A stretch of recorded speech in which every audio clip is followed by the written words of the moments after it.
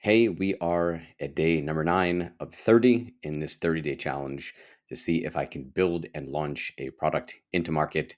Yesterday was spent building the app forward and continuing to add features and functionality within Claude and Cursor.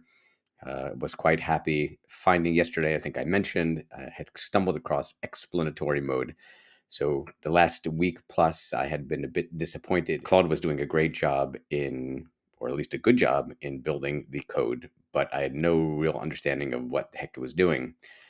All of a sudden, magically yesterday, I stumbled across explanatory mode, which gives you much more in-depth answers and insight into, at least in this case, what the code is doing, why is it doing, why are we building it this way, giving more insight and more in depth, which for me is great because, as again, I'm not a developer, have no coding expertise.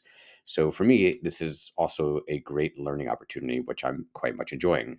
But what I found yesterday or 2 days ago and continued to run into yesterday was the limitation and faster running into a wall of like tokens or what the limitation is for how much code or how much text it can pass back out to you.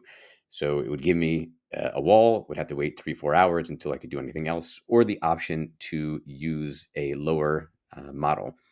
Again, I don't really understand in depth the differences in models. I just have the fear if I'm using the top level model, which is supposed to be the smartest and the best, if I'm now dropping down to a lower model, is that going to impact the quality of the code? So I'm very hesitant to try the lower code. If I continue to run into this situation, maybe I'll give it a try just to see what it does. But at least as of now, again, because this is not my full time thing, and doing this is a little bit of a side project when I have time, I'm waiting 3 hours in between, or 3 or 4 hours in between locks of code. Today, again, we'll continue forward as much as I can. And yeah, the thing that I've learned is explanatory mode is great because it teaches you and gives you a little bit more insight. But I'm trying to understand what those limitations are around tokens or usage.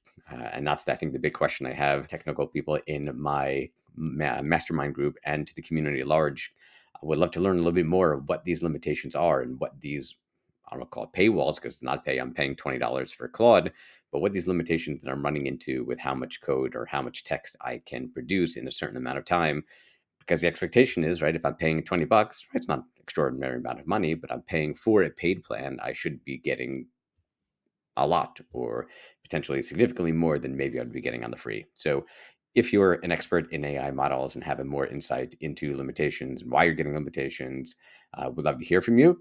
And until tomorrow.